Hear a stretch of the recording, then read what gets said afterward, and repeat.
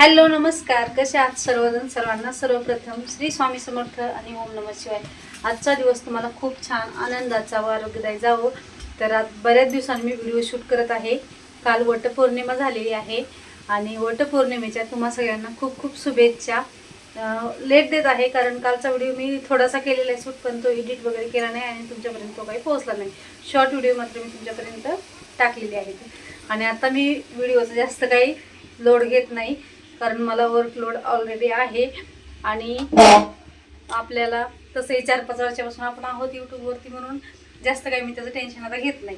तर असं आपल्याला कामाला जायचं असतं रोजची रोज, किंवा आपण वर्किंग वुमन आहोत तर आपल्याला घरीसुद्धा, वर्किंग वुमनच नाही तर घरीसुद्धा आपण ज्यावेळेस असतो त्यावेळेस आपल्याला रोज सकाळी घाई असते डब्याची, मुलांच्या डब्याची, आपल्या मिस्टर वगैरे कामाला जात असतील त्यांच्या डब्याची. तर त्यासाठी थोडंसं एक आठवडाभराचं तरी नियोजन आपल्याला करणं खूप गरजेचं असतं. तर त्यासाठी मी काय करत आहे, थोडंसं वाटण बनवून ठेवत आहे. तर वाटण्यासाठी साहित्य दाखवते तुम्हाला मी काय काय काढून घेतलेलं आहे. तर तीळ घेतलेले आहेत, थोडीशी डाळ घेतलेली आहे हरभऱ्याची, हरभऱ्याच्या डाळीनं थोडीशी भाजी जी आहे ती मिळून येते. थोडेसे जिरे घेतलेले आहेत चवीसाठी, थोडेसे शेंगदाणे घेतलेले आहेत. शेंगदाणे स्किपसुद्धा करू शकता, तुमच्या आवडीनुसार तुम्ही टाकू शकता. मी थोडे घेतलेले आहेत. थोडंसं खोबरं घेतलेलं आहे. मी जास्त दिवसाचं नाही बनवते, 1-2-4 दिवसाचंच बनवते किंवा आठवडाभराचं होईल शक्यतो, कारण मी फर्स्ट टाईम बनवते. आता किती दिवसाचं होईल हे मला सांगता येणार नाही, कारण मला हे वाटण बनवायची सवय नाही आहे. बनवला तर शेंगदाण्याचा कूट नसता, आपलं जी काळा मसाला वगैरे आहे ना तो बनवत असते मी. आणि त्याच्यासाठी थोडासा कांदा घेतलेला आहे. हा कांदासुद्धा मी कधी वाटणात वापरला नाही आहे वल्ला. ज्यावेळेस ताजं वाटण बनवते ना त्यावेळेस मी वल्ला कांदा वापरलेला आहे. आता ह्यावेळेस मी बनवून ठेवते फ्रीजला, बघूया कसं होते. तर आणि दुसरं म्हणजे माझ्याकडे थोडंसं कारळं होतं म्हणून मी कारळं घेतलेलं आहे आणि थोडेसे धने घेतलेले आहेत. ह्याच्यामध्ये तुम्ही लसूण ॲड करा, माझा लसूण संपलेला आहे त्यामुळे मी नाही घालत आहे. तर हे जे आहे ना आपल्याला व्यवस्थित छान खरपूस होईपर्यंत भाजून घ्यायचं आहे. तर त्याला ब्राऊन रंग येईपर्यंत भाजायचा आहे आपल्याला. हा जो कांदा आहे तो वाळून ठेवलेला असेल तर खूपच चांगलं, त्याने सुका मसाला जो आहे तो तयार होतो आणि एकदम बारीकसुद्धा होतो. आपण गावाकडे नेहमी कांदे उन्हाळ्याच्या दिवसामध्ये वाळून ठेवतो. खरंच पहिली जी माणसं होते ते पूर्वतयारी खरंच एकदम नियोजनपूर्वक करत होते, कारण बघा पावसाळा लागायचा आहे म्हणून अगोदरच दळणं करून ठेवायची. त्याचबरोबर घरामध्ये चुली असायच्या त्यामुळे सरपण आणून ठेवायची. तसंच म्हणजे पावसाळ्यामध्ये आपल्याला कामं पण जास्त असतात लावणीचे, खुरपणीचे, त्यासाठी हे नियोजन त्यांनी केलेलं असायचं. तसंच आपलंसुद्धा पावसाळ्यामध्ये मुलांच्या शाळा चालू होतात आणि लगेच पाऊससुद्धा लागतो आणि आपल्याला मग शाळा, काम आणि घरचं काम हे दोन्ही ॲडजस्ट होत नाही, म्हणून आपण थोडीशी तयारी करतो, कारण आपल्याला रोज उठून टिफिन बनवायचा असतो. तर चला, हा जो सुका कांदा असतो तो जास्त बेटर राहतो, पण हा सुद्धा कांदा खरपूस प्रमाणामध्ये भाजला तर हा सुद्धा छान भाजतो. तर मी ह्याला तेल कमी म्हणजे थोडंसं टाकलेलं आहे. तुम्हाला जास्त तेलासुद्धा तुम्ही ह्याला करपेपर्यंतसुद्धा भाजू शकता, म्हणजे याचा कलर चेंज होतो. मी ह्याला ब्राऊन रंग येईपर्यंतच भाजून घेतलेला आहे. गॅसची फ्लेम जी आहे ती कमी ठेवलेली आहे, त्यासाठी याच्यामध्ये मी डाळसुद्धा टाकलेली आहे, जेणेकरून कमी गॅस असला तर जे पण साहित्य आपण भाजतो ना ते थोडंसं व्यवस्थित भाजतं आणि खरपूस पणा जो आहे तो त्याला जास्त येतो. तर असं हे भाजून घेतलेली आहे मी डाळसुद्धा ह्याच्यामध्ये टाकून.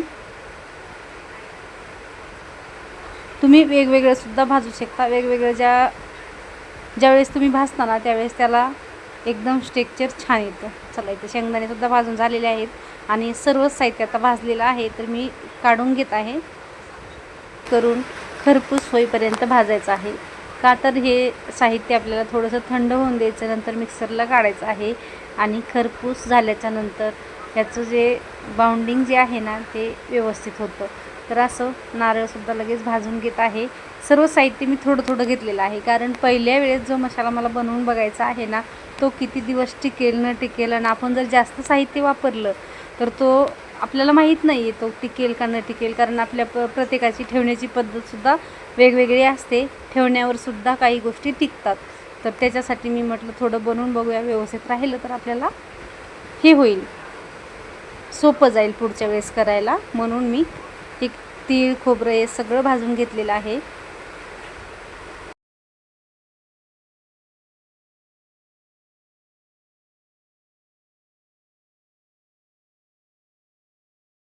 चला, सगळं साहित्य भाजून झालेलं आहे.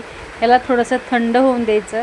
याच्यामध्ये तुम्ही कोथिंबीर, कढीपत्ता आणि लसूण जरूर ॲड करा, याची चव अजून वाढते. हे साहित्य थंड झालेलं आहे आणि आता आपल्याला मिक्सरला बारीक करून घ्यायचं आहे. तुम्ही ज्यावेळेस वेगवेगळं भाजता त्यावेळेस छोट्या भांड्यामध्ये वेगवेगळं जरी काढलं ना, ते सुद्धा खूप फायदेशीर ठरेल. तुम्हाला जी पद्धत सोपी वाटेल त्या पद्धतीने तुम्ही करू शकता. मी सगळं एकत्रच काढलेलं आहे, कारण माझं मिक्सरचं छोटं भांडं चालत नाही आहे आणि मोठ्या भांड्यामध्ये सुद्धा जास्त असं हे होत नाही, पाणी टाकून काढल्याशिवाय वाटण बारीक होत नाही. भांडे दोन्हीही बिघडलेले आहेत, तर त्यासाठी मी ह्याच्यातच काढत आहे. तर असं एकदम छान बारीक वाटण आपल्याला करून घ्यायचं आहे. वाटण मी मिक्सरला ग्राइंड करून घेतलेला आहे. रंग तुम्हाला थोडासा वेगळा दिसत आहे, कारण तीळ, शेंगदाणे ज्यावेळेस आपण चटणीत वगैरे घालतो त्यावेळेससुद्धा असाच रंग येतो आणि ह्याच्यामध्ये सुद्धा घातलेले आहे, त्यामुळे ह्याचा रंग हा वेगळा आलेला आहे. तर ह्याच्यामध्ये आपण थोडंसं पाणी घातलेलं आहे. तुम्ही पाणी घालू नका, तुम्हाला बिना पाण्याचं जर करायचं शक्य असेल तर तसंच करा. तर चला, ह्याच्यामध्ये काय करायचं आहे, आपण 2-3च मिरच्या घातलेल्या आहेत. तुम्ही जास्तसुद्धा टाकू शकता, आपल्या प्रमाणानुसार, आपल्या आवडीनुसार ह्याला थोडंसं मसाला वगैरे आपण टाकू शकतो. नसता तसंच जरी बनवून ठेवलं तरी पण आपण ज्यावेळेस भाजीला फोडणी देतो त्यावेळेस आपण जे मसाले घालायचे ते आपण घालू शकतो याच्यामध्ये.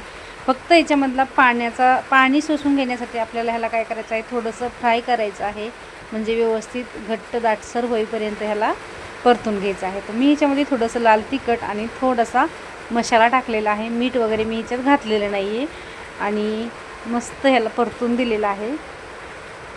पाऊस वगैरे असल्यामुळे आवाज हा भरपूर आलेला आहे, फॅनचा आणि पावसाचा दोन्ही आवाज याच्यामध्ये ॲड झालेला आहे, त्यामुळे सॉरी. तर चला, इथं मी मसाला जो आहे तो व्यवस्थित छान असा मीडियम गॅसवरती जो आहे ना तो परतून घेतलेला आहे. आपला मसाला इथं छान तयार झालेला आहे आणि एकदा का परतून झाला की आपल्याला ह्याला मस्त थंड होईपर्यंत ठेवायचं आहे.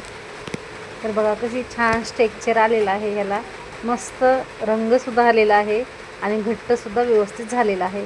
हा मसाला तुम्ही एखाद्या एअरटाईट बर्नीमध्ये भरून ठेवू शकता किंवा स्टीलच्या डब्यातही ठेवू शकता. मी स्टीलच्या डब्यामध्ये ठेवलेला आहे. मसाला तयार झालेला आहे, भरून ठेवलेला आहे. आता ह्याची शॉर्टकटमध्ये तुम्हाला मी भाजी कशी बनवायची किंवा कुठल्या भाजीला वापरू शकता हे मी तुम्हाला सांगते. मी तर सांगेल, तुम्हाला रसाभाजी करायची असेल त्या भाजीलासुद्धा तुम्ही वापरू शकता. तुम्हाला सुकी भाजी करायची असेल त्याही भाजीला तुम्ही वापरू शकता. कुठलीही भाजी अगदी पटकन ह्यानं होते आणि व्यवस्थित रसाभाजी, सुकी भाजी दोन्ही होते. आता इथं मी काय केलेलं आहे, तेल मीठ टाकून गवार परतून घेतलेली आहे आणि ह्याच्यामध्ये थोडासा मसाला घातलेला आहे. तिखट मी मसाल्यामध्ये टाकल्यामुळे ह्याच्यामध्ये टाकलेलं नाही आहे, सुक्या भाजीमध्ये टाकायची जास्त गरज नाही आहे.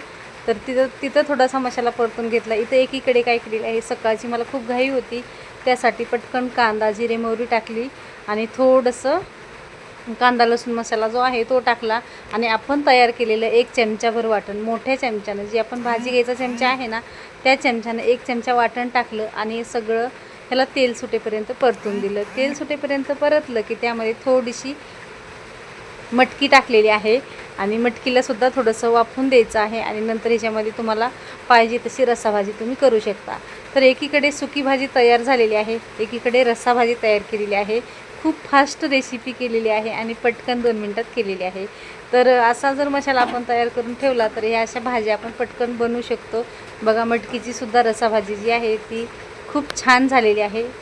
बघू शकता तुम्ही कशी मस्त मिळून आलेली आहे.